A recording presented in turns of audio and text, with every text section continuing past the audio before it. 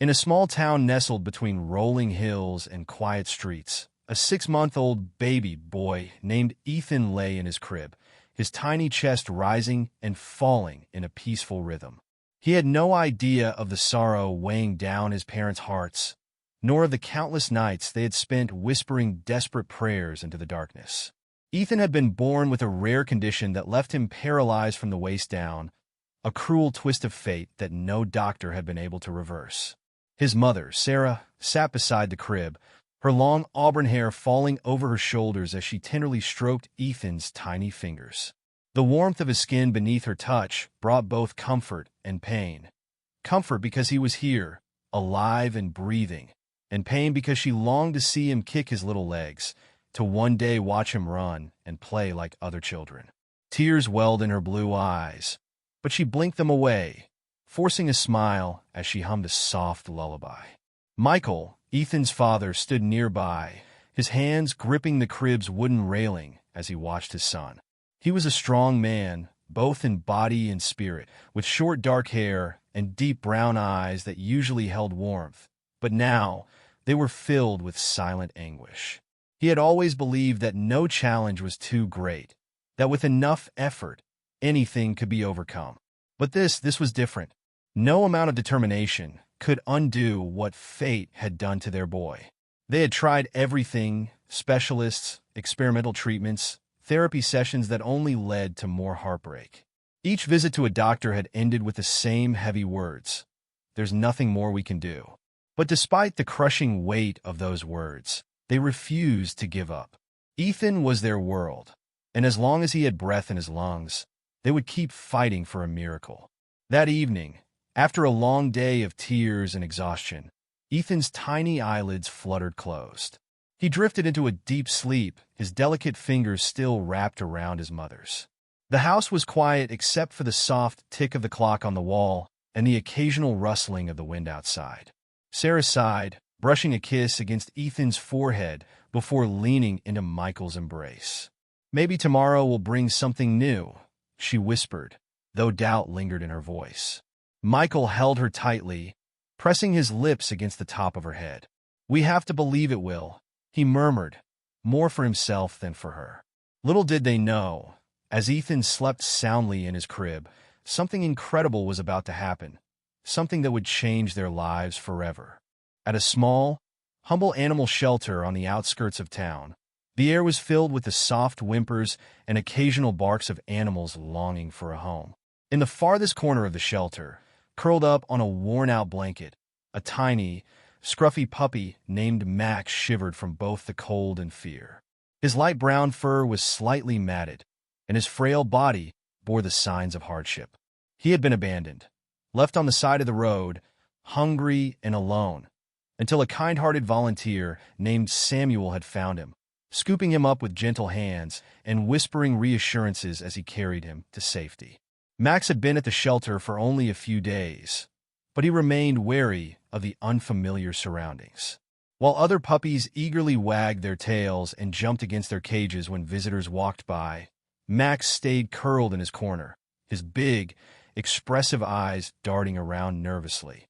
He wanted to trust, wanted to believe he was safe, but life had already taught him that trust could be dangerous. Samuel, a man with graying hair and a soft heart for animals, crouched beside the small pup, extending his hand patiently. "It's okay, little guy," he murmured, his voice calm and soothing. Max hesitated before inching forward, his damp nose sniffing the air cautiously. When Samuel finally scooped him up, Max let out a small whimper, but to the volunteer's surprise, he soon nestled into his arms, pressing his tiny head against his chest. As Samuel stroked Max's fur, a strange feeling settled in his heart. An instinct, an unshakable belief that this pup wasn't meant to stay in the shelter for long. He thought of a family he had met before, a family who had been searching for something they couldn't quite name. That's when it hit him. Reaching for his phone, he dialed a familiar number. When Sarah answered, he didn't hesitate. "I have a feeling this little one belongs with you," he said, glancing down at Max, who now gazed up at him with those wide, soulful eyes. "I can't explain it, but something tells me he's meant to be part of your family." Later that evening, Michael arrived at the shelter, his heart heavy with exhaustion, but his curiosity piqued. As soon as he stepped inside and saw Max, something stirred within him, a feeling he couldn't quite put into words. The puppy, despite his timid nature, wagged his tail at the sight of him, a small spark of hope flickering in his eyes. Gently, Michael picked up the tiny dog and held him close. "All right, buddy," he whispered, rubbing Max's soft ears. "Let's go home?" When they arrived, Sarah was already sitting beside Ethan, humming softly to their son as he lay on his play mat, his chubby hands grasping at the colorful toys dangling above him. As Michael carefully set Max down, the puppy hesitated for only a moment before stepping forward, his tiny paws making barely a sound against the floor. Max sniffed the air, his wet nose twitching as he approached the baby. Ethan, sensing something new, turned his head toward the pup. For a moment, there was silence, just the quiet observation between two innocent souls. Then, as if drawn by an unseen force, Max pressed his nose gently against Ethan's tiny hand, and a delighted giggle escaped the baby's lips. Sarah gasped softly, placing a hand over her mouth as she watched the exchange. There was something unexplainable, something almost magical about the way the two connected so effortlessly. Max wagged his tail, a newfound confidence blooming in his little body, as if he had finally found where he belonged. Michael exchanged a look with Sarah, his heart swelling with a hope he hadn't felt in a long time. Maybe, just maybe, this small, scruffy puppy was the miracle they had been waiting for. As the silver glow of the moon filters through the nursery window, Ethan sleeps soundly, his delicate fingers relaxed, and his tiny chest rising and falling in a steady rhythm. Beside him, nestled like a guardian angel, is Max. The little puppy has pressed his warm, furry body against the baby's side, his small frame rising and falling in sync with Ethan's breath. There is something undeniably soothing about the puppy's presence, something beyond simple companionship. Ethan, who usually stirs in discomfort throughout the night, now rests peacefully. No soft whimpers, no sudden flinches, just calm, uninterrupted sleep. Sarah and Michael stand at the doorway, their hands clasped together, their eyes fixed on the incredible sight before them. "I can't believe it," Sarah whispers, emotion thick in her voice. "He's never slept this well before." Michael tightens his grip on her hand, nodding slowly. It's like Max knows exactly what Ethan needs, and night after night, the routine remains the same. No matter where Max starts, he always ends up curled protectively beside Ethan. The puppy refuses to be separated from the baby, as if an invisible thread binds their souls together. At first, Sarah and Michael find it touching. Then, they realize it's something more. Max isn't just offering comfort. He's waiting. A miracle unfolds.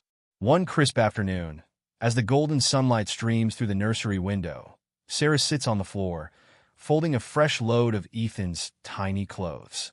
The repetitive motion of smoothing fabric and stacking onesies keeps her hands busy, but her mind drifts, as it often does, to worry, to prayers that feel unanswered, to fears she tries so hard to bury. Then, out of nowhere, a sound pierces through the quiet, a soft, high-pitched giggle. Sarah freezes. Ethan's laughter is a rare and precious thing. It usually takes tickles, funny faces, or Michael's exaggerated animal sounds to coax even a small chuckle out of him. But this is different. This is pure, unrestrained joy. Her heart pounds as she turns, her breath catching in her throat. Ethan is lying on his back, his chubby hands flailing slightly, his mouth wide open in delighted giggles. But it's not the laughter that stops Sarah's breath. It's his legs, his tiny toes, once motionless, unresponsive to every test, every treatment, every desperate prayer, are wiggling. For a moment, she can't move, can't think, can't even trust her own eyes. Then reality crashes into her. "Michael!" she cries out, her voice breaking. "Michael, come quick!" The pounding of hurried footsteps echoes down the hallway before Michael appears, breathless, his face laced with concern. "What is it?" Sarah doesn't answer. She can't.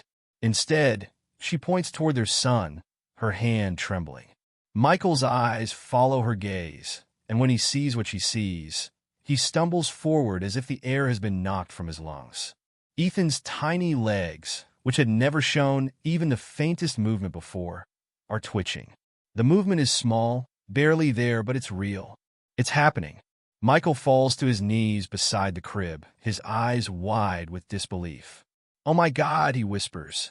His voice shakes, but his hands are steady as he reaches out to stroke his son's chubby leg, feeling warmth and movement. A sob of pure joy bursts from Sarah's throat. Tears spill down her cheeks, blurring her vision as she watches the impossible unfold before her. Right beside Ethan, Max sits alert, his big brown eyes locked onto the baby, with an expression almost too wise for such a small pup. His tail thumps softly against the mattress, his ears perked up, as if he has been expecting this moment all along. Sarah wipes her tear-streaked face and watches in awe as Ethan giggles again, his legs kicking just the tiniest bit more in response to Max's presence. The little puppy inches closer, pressing his nose against Ethan's tiny foot, licking it once. Ethan squeals with laughter, his whole body trembling with joy. Michael lets out a choked breath, pulling Sarah into his arms. "It's happening," he murmurs against her hair. "Sarah, it's really happening." Sarah clutches his shirt tightly, nodding through her sobs. They had dreamed of this moment, prayed for it, begged for it. And now, without warning, without medical explanation, it was here. Max, their tiny stray, their unexpected gift, had brought them the miracle they had longed for. As the sun continues to pour golden light into the nursery, Sarah and Michael watch their son, who only a week ago had never moved his legs, now kicking them ever so slightly, his laughter filling the room. Max, still sitting beside Ethan, wags his tail as if to say, "I told you so." And deep in their hearts, Sarah and Michael know their lives will never be the same again. Days turn into weeks, and the impossible continues to unfold before Sarah and Michael's eyes. At first, it's just small movements, barely noticeable twitches, tiny shifts in Ethan's legs. But those small signs of life quickly grow stronger. Ethan starts kicking little by little. At first, the movements are weak and uncoordinated, but as the days pass, they become more deliberate.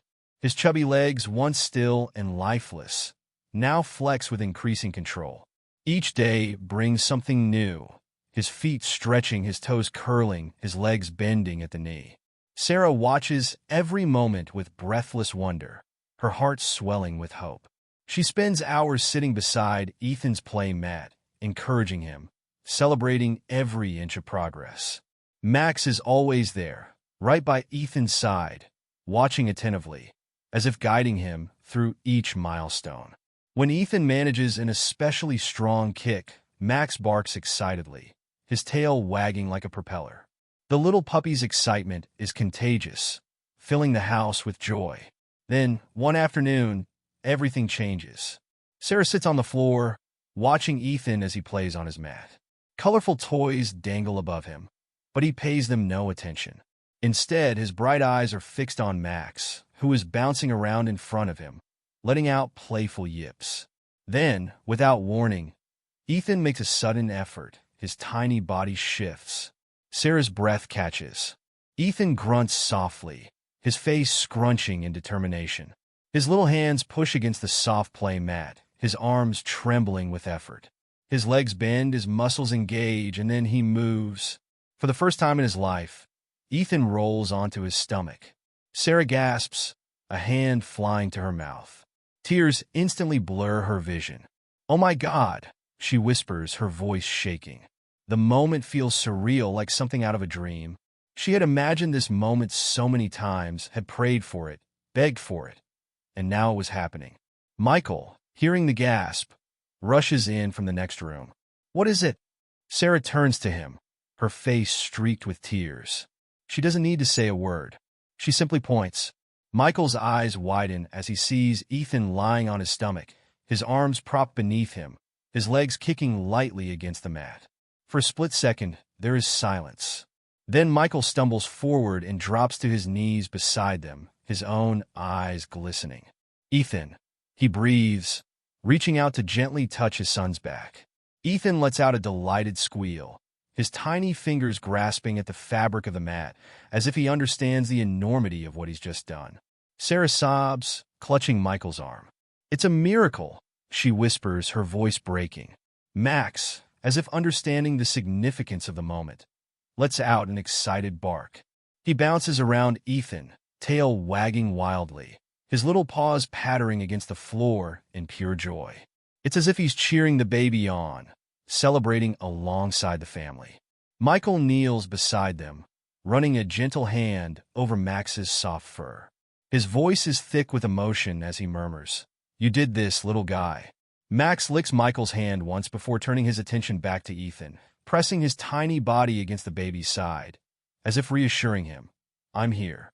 We're in this together." Sarah wipes her tears, looking at her son with a mixture of awe and gratitude. She reaches out and strokes Max's ears, her voice trembling with emotion. "I don't know how or why, but you were meant to be here, Max." Michael nods, watching the tiny puppy with newfound reverence. "He's more than just a pet," he says quietly. "He's family." As Ethan giggles and Max snuggles close, Sarah and Michael realize that this was never just a coincidence. This was fate, and their miracle was only just beginning. As the months pass, Ethan's progress defies all expectations. What started as tiny, hesitant movements soon transforms into something much greater. With each passing day, his muscles grow stronger, his determination fiercer. He learns to push himself up, then to sit on his own without toppling over. The first time he balances without support, Sarah claps her hands in delight, tears welling in her eyes. Max, ever his faithful companion, is always right there, watching, encouraging, celebrating every milestone with wagging excitement. When Ethan manages to scoot forward for the first time, Max lets out a joyful bark, circling him in playful delight. And when Ethan starts to crawl, Max follows closely, always by his side, as if guiding him along an invisible path only the two of them can see. Sarah and Michael watch in awe, their hearts swelling with gratitude. They had spent so long fearing that Ethan would never move on his own, never know the simple joys of running and playing like other children. But now, the impossible is unfolding before their eyes, one small miracle at a time. Then comes the moment that changes everything. A life-changing step. On a bright and golden afternoon, sunlight spills through the living room windows, casting warm beams across the floor. Ethan, now a wobbly toddler, stands in the middle of the room, his chubby fingers curled into fists for balance. His big, bright eyes lock onto Max, who sits a few feet away, tail thumping against the hardwood floor. Max tilts his head, letting out an encouraging yip, as if sensing what is about to happen. Ethan sways slightly, his little legs trembling beneath him. Sarah and Michael hold their breath, frozen in place, too afraid to move or speak for fear of breaking the magic of the moment. And then, it happens. With a determined grunt, Ethan lifts one foot, then another, a single, shaky step, then another. Sarah's breath catches in her throat, and Michael's hands tighten into fists at his sides as their son, their miracle, wobbles forward on unsteady legs. And he is walking, not toward them, not toward his toys, but toward Max. The little puppy, once abandoned and forgotten, now stands at the end of Ethan's journey, waiting patiently, as if he has always known this moment would come. Ethan stumbles slightly, his tiny arms flailing for balance. But before he can fall, Max rushes forward, pressing his warm body against Ethan's legs, steadying him just enough to keep him upright. A soft gasp escapes Sarah's lips, and she lifts a trembling hand to her mouth. Michael's voice is hoarse when he finally speaks. "He's walking," he whispers in disbelief. "Sarah, he's really walking?"